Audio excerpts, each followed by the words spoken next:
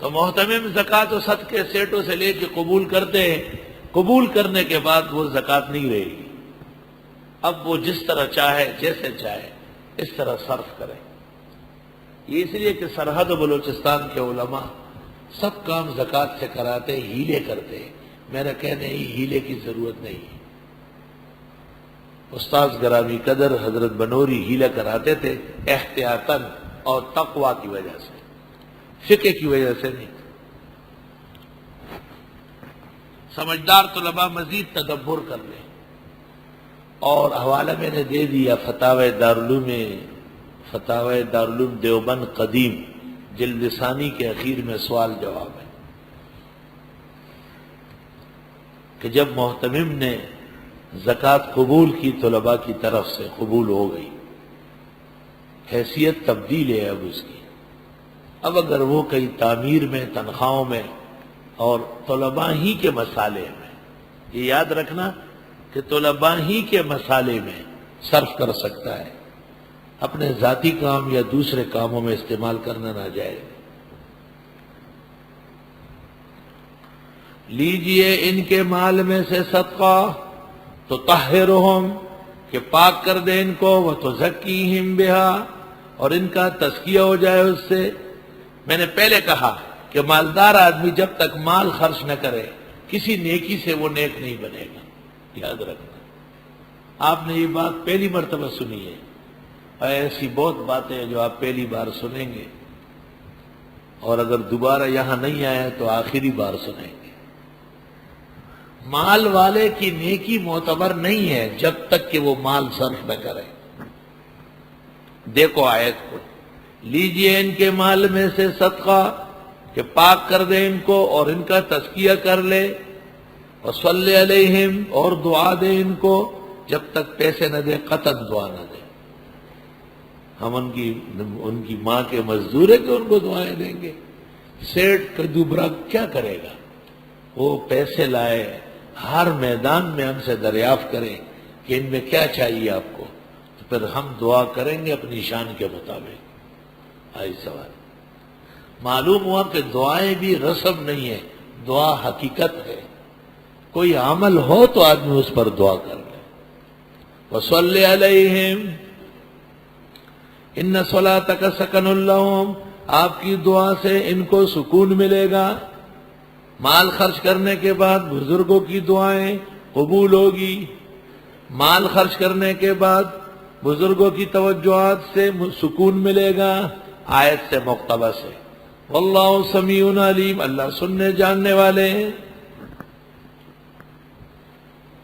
اب اگر کوئی سیٹ کہے کہ جی یہ تو کاروبار ہو گیا، یہ تجارت ہو گئی، تو جیسے جیسے وہ کہے گا ایک جہنم، دوسرا جہنم، تیسرا جہنم، جیسے جیسے بکے گا ایسے گست چلے جا رہا ہے۔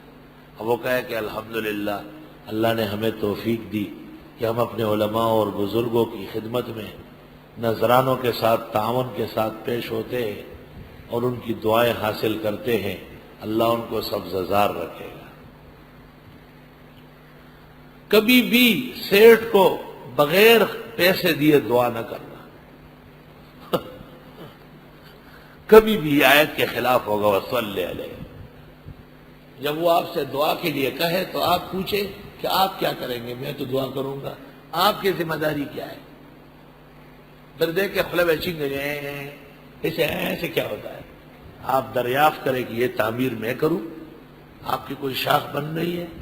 کتنے طلباء کے یہ آسان نہیں، مہمان 1200 بیٹھے ہیں، 4 لاکھ کا خالی آٹا صرف ہوتا ہے، 4 لاکھ کا، بقیہ چیزیں اس کے علاوہ ہے۔ 25 دن کے قریب ہو گئے، ابھی تک ان میں تعاون نہیں بڑھا ہے۔ سیٹوں میں غیرت ہونا چاہیے نا، کہ رات کو آئے کہ بھائی 2-2 ہزار علماء کو اور 1500 غیر علماء جو طلباء ہیں ان میں تقسیم کرنے ہیں۔ اندر کی دعا کو ہمیں چرے مدن کو یہ پلار نو کریں اور قرآن کہتا ہے، میں تھوڑی کہہ رہا ہوں، یہ آداب میں نے قرآن مجید سے سیکھے اور مجھے ان آداب پر ناز ہے، فخر ہے شکر ہے کہ میں صحیح موقف پر ڈٹا ہوا ہوں اور میرا رب اسی طرح میرے ساتھ برتاؤ کرتا ہے. جب پیر صاحب دعا دا اسی لاسونا کلاوی ارواح پیر صاحب پنجے ایسے کلاوی بادبانی کشتی ہے چل رہی ہے دا سے دعا دا ایسے خامخا دعا سم دعا چه ذلوی خدایا چه عرش و سرو خوزی دا غیرت ڈکا دعا.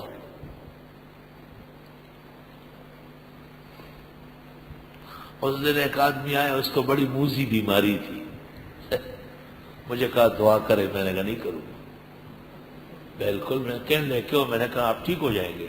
ٹھیک نہیں کرنا ہے آپ کو رگڑنا ہے. کہ میں سر رکھتا ہوں. میں نے کہا ٹھیک ہے سر رکھو اور سر کے ساتھ میں نے چٹ لکھا کہ اتنے پیسے لے آؤ. سر اٹھاؤ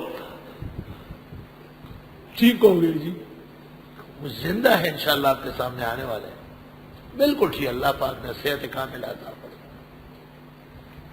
اولیاء راہست قدرت از الہ تیر جستا باد گرداند زرا. مولانا روم کہتے ہیں اللہ تعالیٰ بزرگوں کی دعاؤں سے کمان سے نکلا ہوا تیر واپس لوٹا دیتا ہے. اولیاء راہست قدرت از الہ تیر جستا باد گرداند زرا. الحمدللہ. مسند امام اعظم صفحہ 20 حضرت فرماتے ہیں ولدت سنۃ 80 میں سن 80 میں پیدا ہوا. وحججت مع ابی سنۃ 96 حج کیا اپنے والد کے ساتھ 96 میں 15-16 سال کی عمر میں. فلما دخلت المسجد الحرام رأيت حلقة عظیمة جب مسجد حرام داخل ہوا میں نے ایک بڑا انبوہ دیکھا. فقلت حلقة من میں نے پوچھا یہ کس کا حلقہ ہے؟ فقیل لی حلقة عبداللہ ابن جزع الزبیدی الحارثی صاحب رسول اللہ صلی اللہ علیہ وسلم. فدنوت منها ويقول سمعت رسول اللہ صلی اللہ علیہ وسلم يقول. یہ پہلا موقع ہے اور امام نے حرم داخل ہو کر زبیدی حارثی رضی اللہ عنہ کا درس حدیث سنا ہے اور جلالت کے ساتھ تابع ہوئے ہیں. باقاعدہ سبق اور درس حرم میں شریک ہوئے ہیں. انور شاہ سے فرماتے ہیں محدثین و فقہاء و مورخین کی تمام تحقیق کے اخیر میں یہ بات آ گئی کان ابو حنیفہ تابعین رویتن و تبع تابعین روایتن.